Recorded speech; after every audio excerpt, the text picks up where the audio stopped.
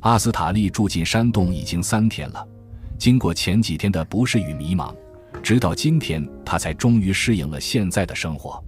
虽然住的地方相对来说很简陋，各种设施也非常的简单，但阿斯塔利却感受到了久违的放松，因为他再也不怕别人来赶他走了。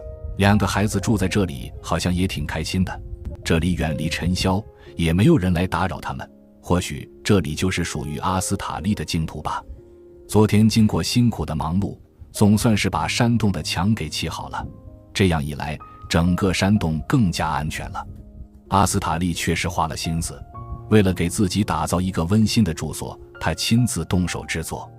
现在我们看到的这个山洞，比他之前刚来的时候要好很多了吧？这可都是阿斯塔利的功劳。说起来，这个伊朗女人还真是能干，就感觉没什么事情能难住她。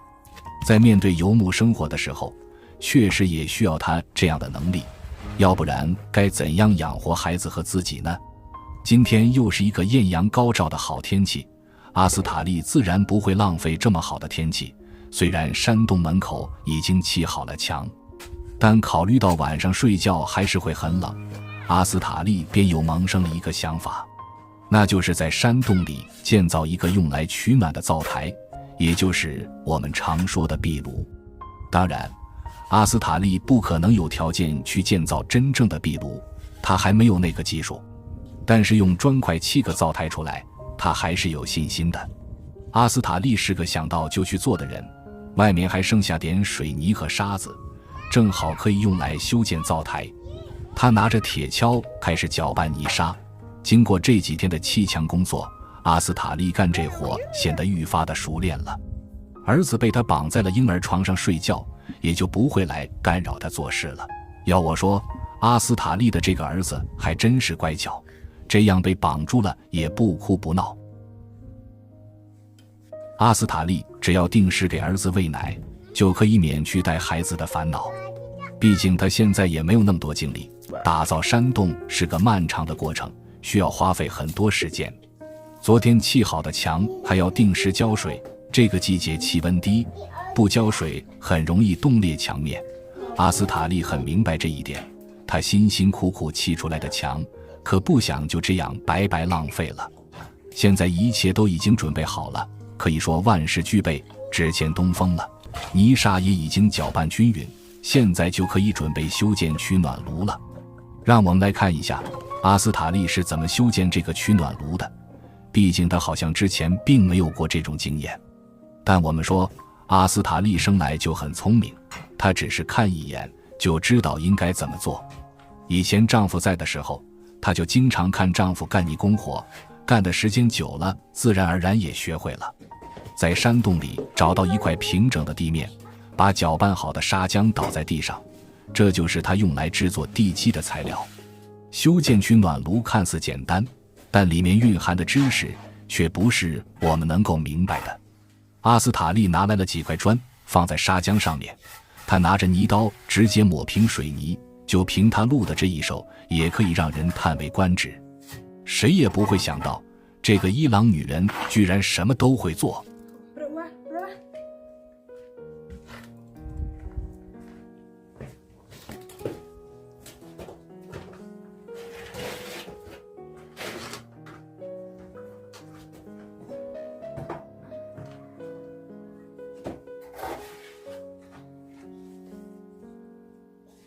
现在我们来说说阿斯塔利有没有必要修建这个取暖炉。说起来，想要在这个山洞生存下去，该有的设施还是要有。也不知道他还能不能回到大城市里生活，如果能把山洞打造成一个舒适的住所，也不失为好的办法。伊朗的冬天确实有够冷，没有取暖炉，阿斯塔利和2个孩子住在这里肯定受不了。看着阿斯塔利认真仔细地在那砌墙，让人不得不感叹，这个女人实在太能干了。她做事十分仔细，不像有的人随便敷衍了事就可以了。她每一块砖放置在位置都是经过精心设计的，所以阿斯塔利做出来的东西非常美观。或许这和她是个好裁缝也有很大的关系吧。做衣服肯定要有足够的耐心和毅力，要不然不可能制作出一件精美的衣服。阿斯塔利把做衣服的那种劲头全用在了修建取暖炉上，这才让我们看到，随着他一点一点地把砖块砌好，一个取暖炉的雏形就已经出来了。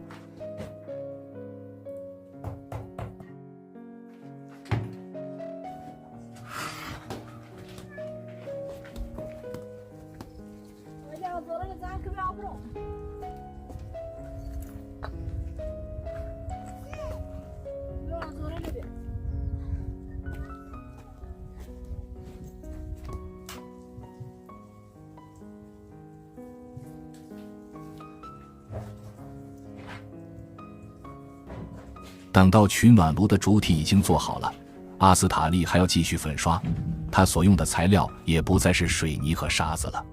我们都知道，其实用黄泥土和杂草一起搅拌，就可以得到完美的粉刷材料。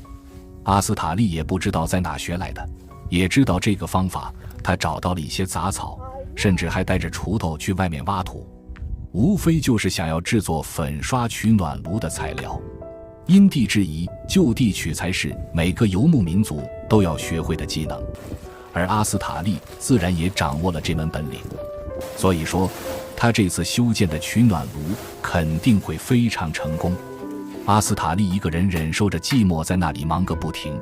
他儿子被绑在婴儿床上动弹不得，只能扑闪着大眼睛四处张望。远离了尘嚣，独自带着2个孩子在山里生活，就要做好忍受孤独的打算。幸好阿斯塔利清心寡欲，对他来说，他倒是很享受这种孤独，再也没人来打扰他了，他自己就可以安安心心地过好自己的小日子，这何尝不是一件好事呢？阿斯塔利怕弄脏自己的新衣服，特意换上了用来做事的长裙。他现在要开始搅拌黄泥，混合了杂草的黄泥具有很强的吸附性，用来粉刷取暖炉再好不过了。阿斯塔利把搅拌好的黄泥一点点地抹在了取暖炉上，靠着双手慢慢抹平，效果还真是特别的明显。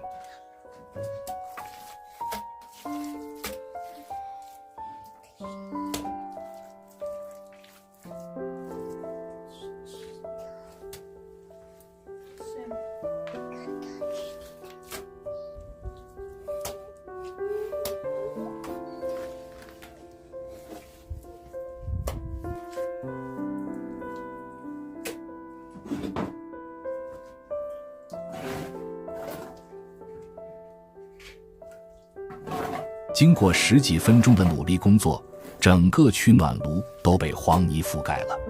这样修建起来的取暖炉不知道质量如何，但正常使用应该问题不大。幸亏阿斯塔利有足够的经验，才能让这个取暖炉建造起来这么美观。单从外表来看，我们都不会觉得这个取暖炉是一个门外汉建起来的。为了提高安全性，阿斯塔利还在取暖炉外面又砌了一道坎，这是为了防止木柴燃烧会四处乱窜。不管怎么说，住在这里安全还是要放在首位的。可以说，阿斯塔利的生活也慢慢走向了正常，这也是我们所期望的。这个典型的波斯美女靠着自己的努力，总算摆脱了梦魇一般的日子。但风雨过后总会有彩虹，阿斯塔利对此也深信不疑。很多人都说阿斯塔利的丈夫没有淹死，而是落水失踪，如果真是这样的话，那就好了。不管怎么说，在自己的努力下，这个山洞已经越来越完善了，相信用不了多久，这个山洞就会变成一个温馨的住所。到那个时候，阿斯塔利和2个孩子就不会四处漂泊，无依无靠了。生活还在继续，美好的日子还在向阿斯塔利招手，只要不放弃，就会有一个好的结果。